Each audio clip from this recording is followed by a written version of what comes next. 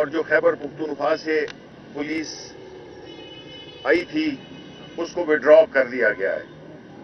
میں یہ سمجھتا ہوں کہ یہ ایکس پرائم منسٹر کا ایک قانونی حق ہوتا ہے، اس کی پروٹیکشن کے لیے قانون میں گنجائش موجود ہے، اور جتنے بھی پرانے ایکس پرائم منسٹرز ہیں ان کی سیکیورٹی ان کو میسر ہے۔ یہ ذہن میں رکھیے کہ خان صاحب کی انہی انٹیلیجنس ایجنسیز نے، اسی پولیس نے مختلف اوقات پہ خان صاحب کی جان کو خطرے کا نوٹیفیکیشن کیا ہے، اور اس بات پہ زور دیا گیا تھا کہ خان صاحب کی سیکیورٹی کو خطرات لاحق ہیں۔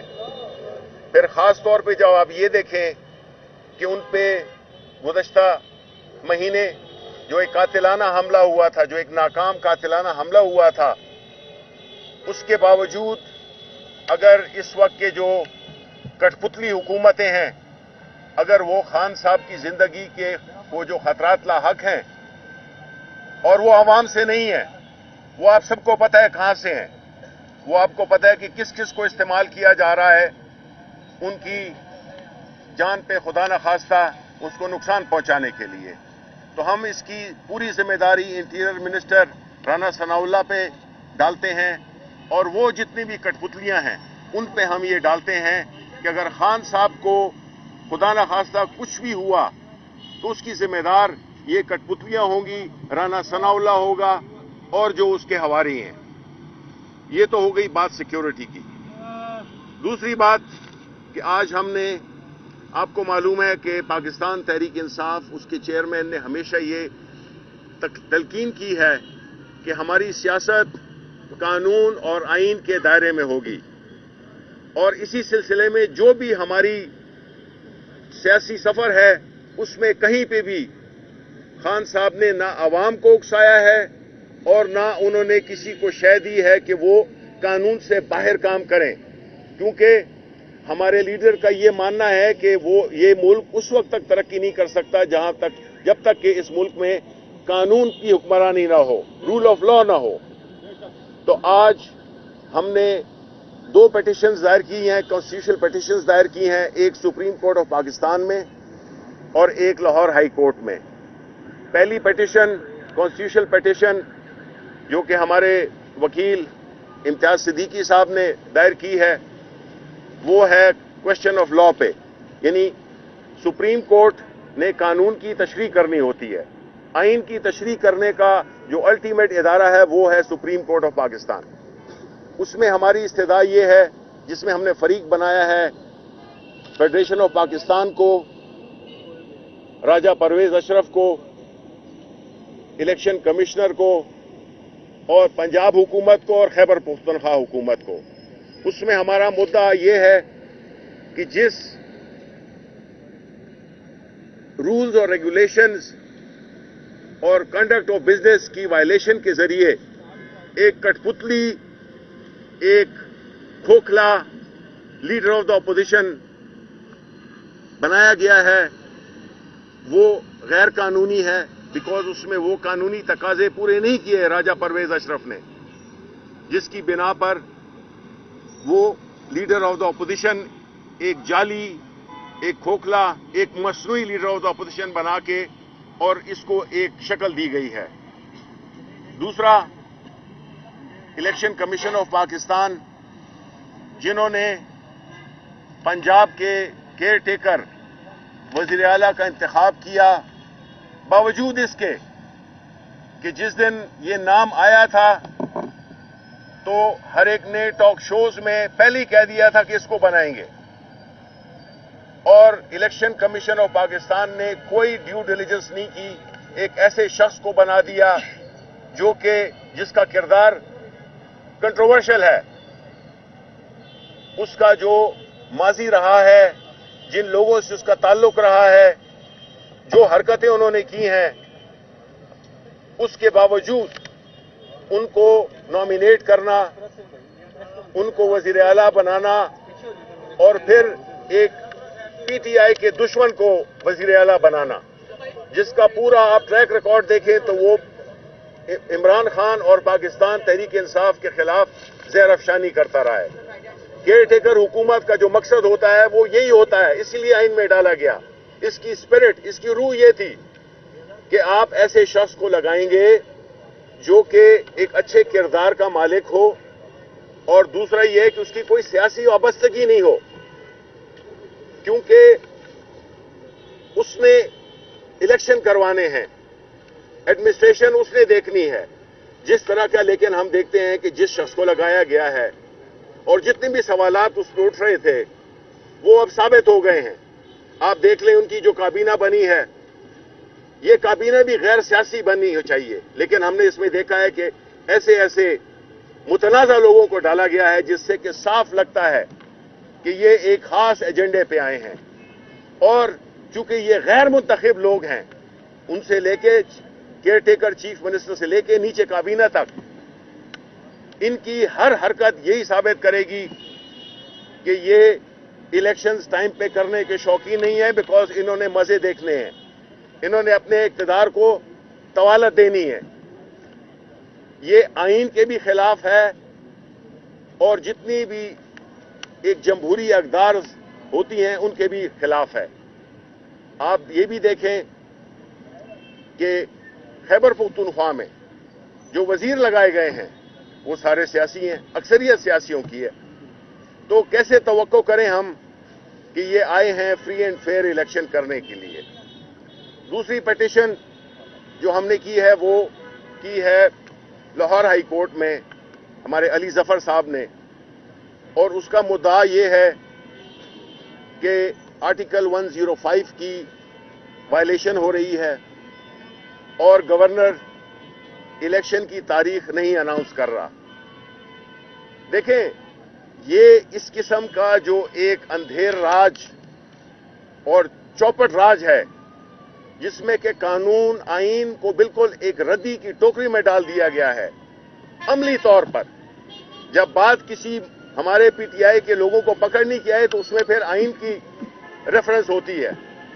یہ سلیکٹیو نہیں ہوتا آئین, اس میں نمبر 1 شک سے لے کر اور آخر تک اس کی عملداری یہ ریاست کی ذمہ داری ہے.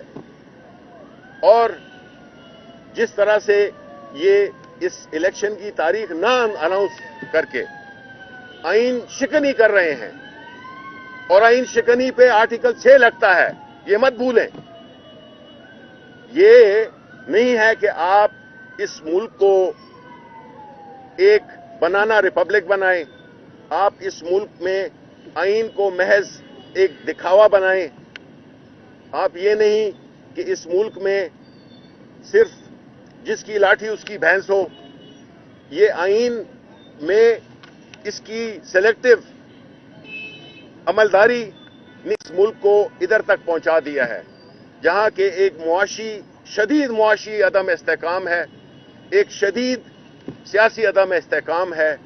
اور ہمارا ماننا یہ ہے, ہماری پارٹی کا, کہ آپ عوام سے مینڈیٹ لیں ان مسائل کو حل کرنے کے لیے. یہ سازشوں کے ذریعے لوگوں کو بٹھانا اٹھانا یہ نہیں چلے گا. اس وقت ملک ایک انتہائی نازک ترین دور سے گزر رہا ہے, ملک کی سالمیت خطرے میں ہے. جس طرح یہ امپورٹڈ رجیم ہم پہ نافذ کر دی گئی, آپ نے دیکھا کہ پچھلے 9 مہینوں میں ملک کی اینٹ سے اینٹ بجا دی ہے, سیاسی طور پر بھی اور معاشی طور پہ بھی, اور قانون بالکل گھر کی لونڈی بن گیا ہے.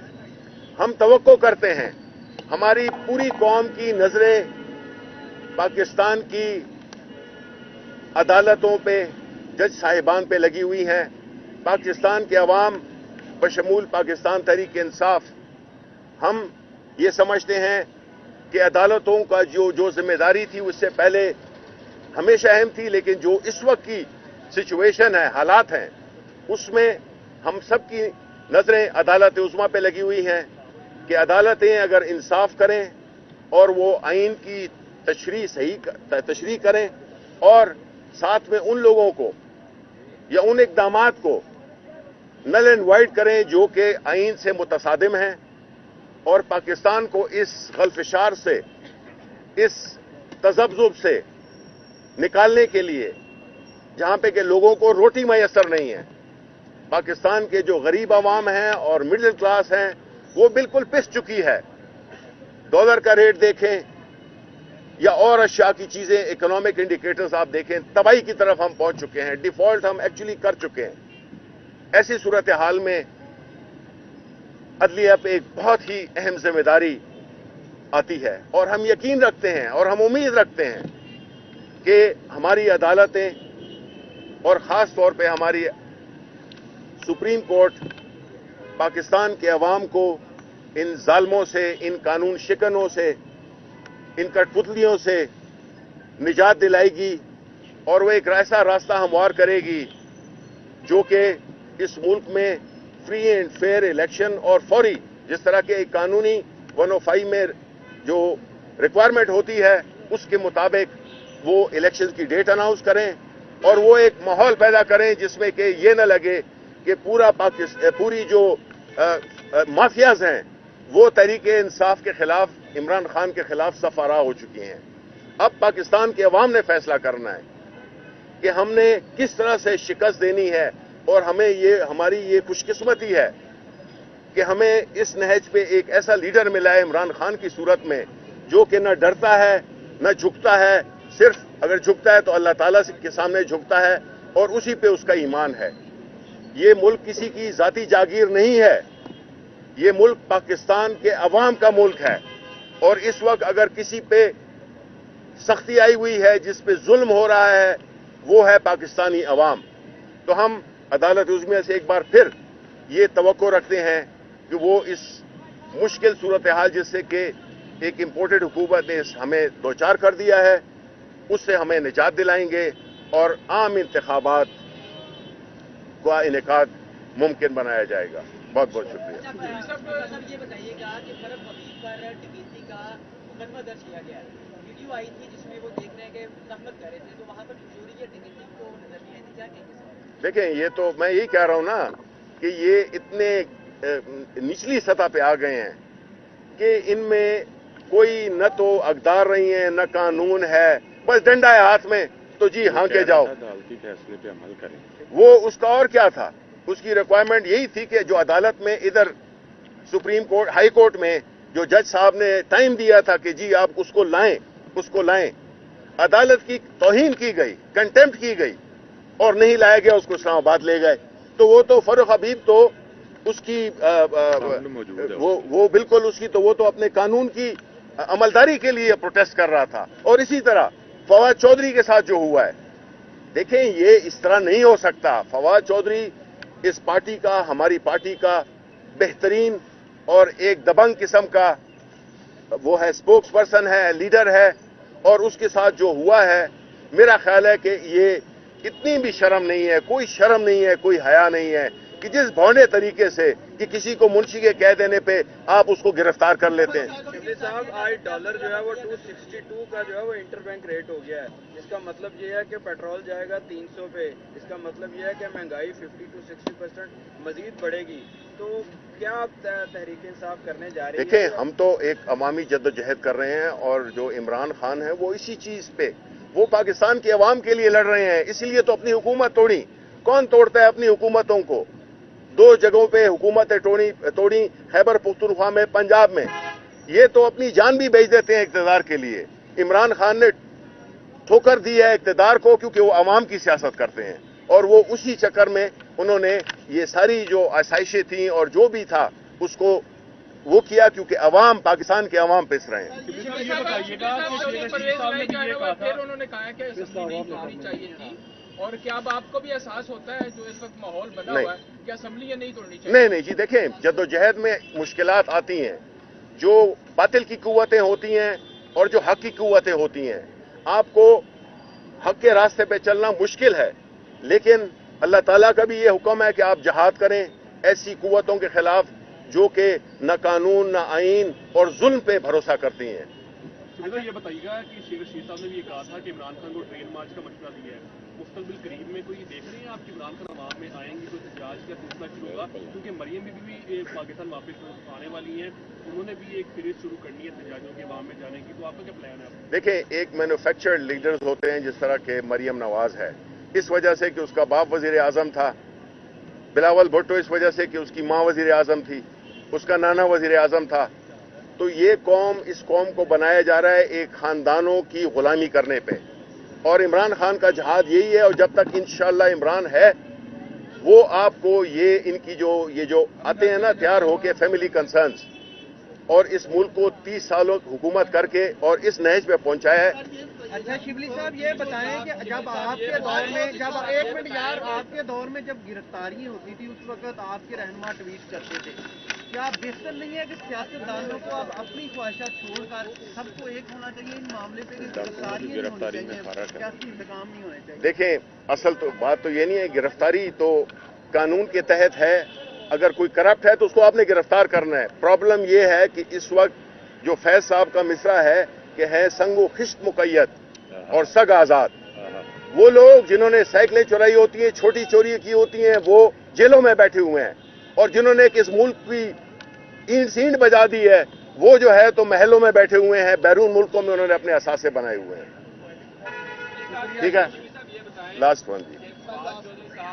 वाजपेयी साहब असम्बलियां तहलील करने के हक में थे, जबकि वो खुद हैं जो असम्बलियां तहलील नहीं करना चाहती थी, और पीडीएम भी असम्बलियां तहलील नहीं करना चाहती थी। कहीं उन्होंने आपका वो ग्रुप जो असम्बलियां तहलील करने के हक में था उसको टारगेट तो नहीं कर दिया? देखें, इस वक्त टारगेट तो ये है कि जो भी स्टेटस को, ये अशराफिया के खिलाफ जो जंग कर रहा है, उसको जो है तो ये जो हक की बात कर रहा है उसको ये गिरफ्तार कर लेते हैं। सर, फवाद चौधरी साहब को तो जेल भेज दिया गया। परवेज इलाही साहब कहते हैं कि इस तरह की 2-3 और को कर देंगे तो पीटी साफ हो जाएगी। नहीं, अल्हम्दुलिल्लाह, देखें, जो कुव्वतें अल्लाह ताला ने ये प्रोटेक्शन दी हुई है कि जो हक की राह पे चलने वाला है उसको कभी कोई नहीं मिटा सकता। परवेज इलाही